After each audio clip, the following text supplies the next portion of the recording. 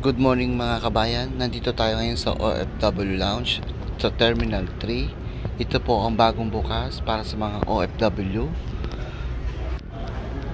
Ngayon papasok tayo sa ating OFW Lounge para makita natin kung gaano kalawak at gaano kaganda ang binigay sa atin ng OWA para sa mga OFW mga nag-upload.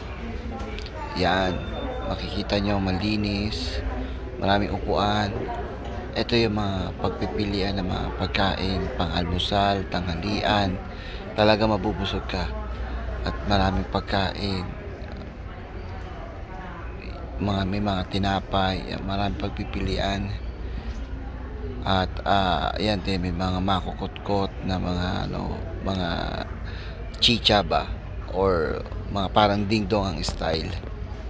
Tapos ayan ang mga upuan ng mga nag-aantay ng flight habang hindi pa nagbo-boarding. May mga time pa. Pangalawa is free wifi pa dyan anytime. Ang requirements lang natin bago ka pumasok dyan sa OFW Lounge, ipakita lang ang OEC sa pinaka mismong entrance. Pag napakita nyo na yung OEC nyo, pwede, tapos mag-register kayo ng pangalan, ayan, pwede na kayo kumain. Ito yung mga drinks natin, ayan. Hindi lang pwede kayo kumain. Pwede rin uminom ng marami dyan. Talaga mabubusog kayo bago kayo sumakay ng eroplano.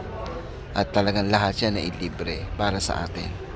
Pwede kayo dito mag-charge ng cellphone, mga malapit na malobat. Ayan. Ayan ang main entrance. Pa-register lang kayo doon sa may dulo na yun. Yan.